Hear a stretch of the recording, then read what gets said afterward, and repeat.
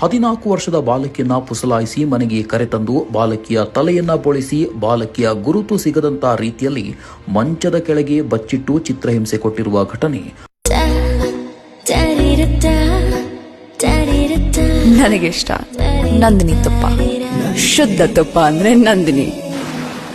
ಹಾನಗಲ್ ತಾಲೂಕು ಬ್ಯಾಗವಾದಿ ಗ್ರಾಮದಲ್ಲಿ ಭಾನುವಾರ ತಡರಾತ್ರಿ ಬೆಳಕಿಗೆ ಬಂದಿದೆ.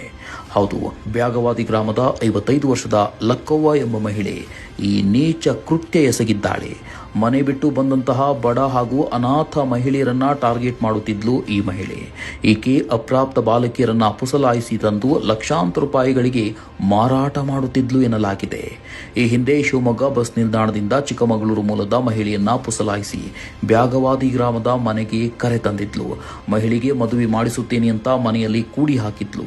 ಮದುವೆಗೆ ಒಪ್ಪದ ಮಹಿಳೆ ಹಿತ್ತಲ ಬಾಗಿಲಿನಿಂದ ತಪ್ಪಿಸಿಕೊಂಡು ಗ್ರಾಮಸ್ಥರ ಹತ್ತಿರ ಲಕ್ಕವ್ವಳ ಕೃತ್ಯವನ್ನ ಹೇಳಿದ್ದಾಳೆ. ನಂತರ ಗ್ರಾಮಸ್ಥರು 112 ಸಹಾಯವಾಣಿಗೆ ಕರೆ ಮಾಡಿ ಪೊಲೀಸ್ ಸಹಾಯದಿಂದ ಲಕ್ಕವ್ವ ಮನೆ ನುಗ್ಗಿ ನೋಡಿದಾಗ ಮಂಚದ ಕೆಳಗೆ ಬಾಲಕಿ ಇರೋದು ಪತ್ತೆಯಾಗಿದೆ.